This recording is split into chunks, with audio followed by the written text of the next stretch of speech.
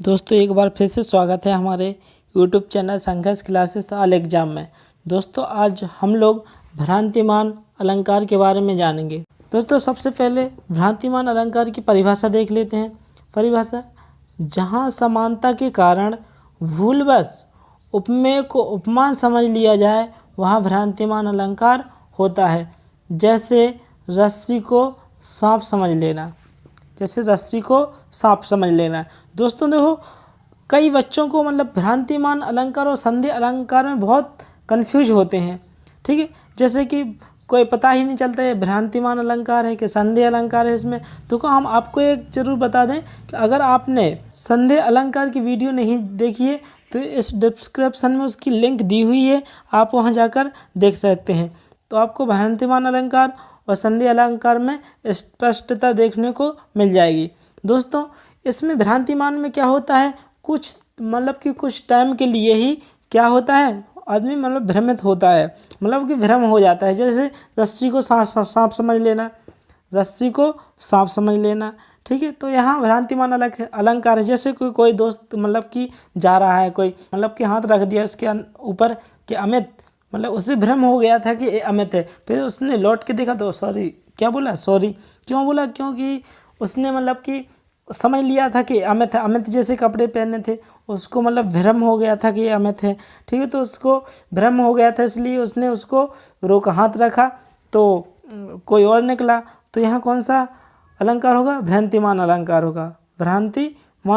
होगा, क्योंकि उसने भ्रम हो गया था कि ये अमित ही है। जैसे कि दोस्तों इसका उदाहरण देख लेते हैं। तो भ्रांतिमान में कि कुछ टाइम के लिए ही भ्रम होता है, लेकिन संदेह में हमेशा बना रहता है। संदेह उसमें ख़त्म ही नहीं होता, कि उसमें पता ही नहीं चलता है इसमें कि ये उपमेय है कि उपमान है। ठीक है, कुछ पता ही नहीं चलता है। ठीक है, तो लेकिन भ्रांतिमान में क्या होता है, कुछ टाइम के लिए ही भ्रम हो जाता है और संधि अलंकार में संशय बना रहता है हमेशा। ठीक है, तो इसका उदाहरण देख लेते हैं पहले दोस्तों जैसे इसका उदाहरण है, नाक का मोती अधर कांति से, बीज दाड़िम का समझकर भ्रांति से, देख कर सहसा हुआ सुख मौन, सोचता है अन्य सुख यह है कौन। एक सुंदर स्त्री है, नायिका, नाक का मोती अधर कांति से, अधर अधर होता है ओंठ। ठीक है, अधर की कांति चमक। ठीक है, जो उसका नाक पे वो नथनी पहने हैं, उसके ओंठों की लालिमा से कि ओंठों पर लाली लगी हुई है, उसकी चमक, उसकी क्रांति से कि नाक के जो मोती लगा है नाक पर, ठीक है, नथनी पहने हैं, नाक में वो मोती है, उस पर इसके क्या कर रहा है, इस पर उसकी परछाई पड़ रही है। ठीक है, चमक पड़ रही है। देखो, बीज दाड़िम का समझकर, बीज दाड़िम अनार का बीज समझकर, ठीक है, भ्रांति से, ठीक है, भ्रमित हो गया। ठीक है, अब इसके बाद देख कर सहसा हुआ सुख मौन। सहसा अचानक से, देख कर सहसा हुआ सुख मौन। सुख होता है तोता। क्या होता है? तोता। ठीक है, अचानक से देख कर तोता क्या हो गया? मौन हो गया, एकदम चुपचाप रह गया। ठीक है, सोचता है, फिर सोचने लगा, सोचता है अन्य सुख है यह कौन, अन्य सुख यह है कौन है।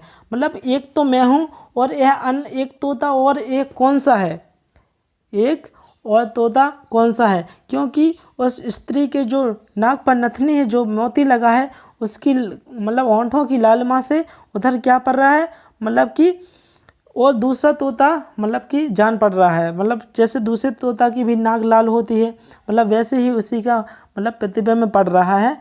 तो उसका मोती है ना, जो कैसा दिख रहा है, कि लाल अनार के दाने की तरह दिख रहा है। ठीक है, तो कि एक तोता सोचता है कि ये मैं तो इधर बैठा हूँ, लेकिन यहाँ दूसरा तोता कौन सा है। ठीक है, सोचता है अन्य सुख कौन है। ठीक है, तो यहाँ कौन सा अलंकार होगा? भ्रांतिमान, कि भ्रमित हो गया। क्या हो गया? तोता क्या होगा? भ्रमित हो गया। ठीक है, तो यहाँ कौन सा अलंकार होगा? भ्रांतिमान अलंकार होगा। जैसे कि दोस्तों अगला उदाहरण देख लेते हैं। बादल काले काले, केसों को देख निराले, नाचा करते हैं मोर, हरदम पालतू मोर मतवाले। ठीक है, जैसे कि वो दो मोर पालतू कि किसी के घर पले होते हैं। मोर कैसे होते हैं? पले होते हैं, रहते हैं।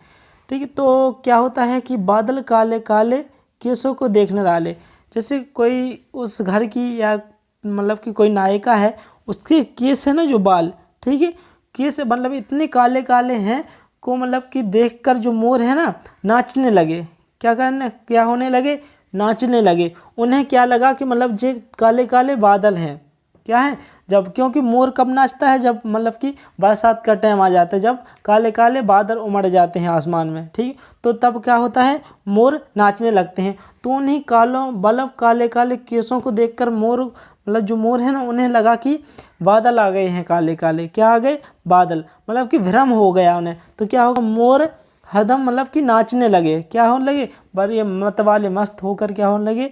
नाचने लगे, ठीक है। तो मोर को क्या हो गया? भ्रम हो गया कि ये काले बादल आ गए हैं, ठीक है। तो क्या यहाँ कौन सा अलंकार होगा? भ्रांतिमान अलंकार होगा, ठीक है दोस्त। तो जैसे कि अगला उदाहरण देख लेते हैं। ओस बिंदु चुग रही हंसनी मोती उनको जान, ठीक है। जो सुबह से ओस पड़ती है ना जो घास पर, ठीक है, तो एक हंसनी है वो उसको मोती जान के क्या कर रही? चुग रही है, ठीक है। जैसे सुबह ओस का जो बिंदु होता है, जो बूंद है, वो हमेशा मतलब सुबह के टाइम कैसे दिखती हैं? एक मोती के समान दिखती हैं, ठीक है। तो हंसनी को क्या भ्रम हो गया कि क्या है? मोती हैं। क्या है? मोती हैं। तो उसकी बूंदों को क्या कर रही है? वो चुग रही है, और मतलब कि उसकी बूंदों को मोती जान के क्या कर रही है? चुग रही है। तो इसमें हंसनी को क्या भ्रम पैदा हो गया? यहाँ क्या हो गया? भूलवश मतलब भ्रम हो गया। भूलवश क्या कर रही है? वो मोती जान रही है बूंदों को। तो यहाँ कौन सा अलंकार होगा? यहाँ भी भ्रांतिमान अलंकार होगा। मैं आशा करता हूँ दोस्तों भ्रांतिमान आपको अलंकार अच्छे से समझ में आया होगा। दोस्तों अगर आप भी हमारे चैनल पर नए हैं तो चैनल को सब्सक्राइब जरूर कीजिएगा। मिलते हैं दोस्तों अगले वीडियो में, तब तक के लिए जय हिंद दोस्तों।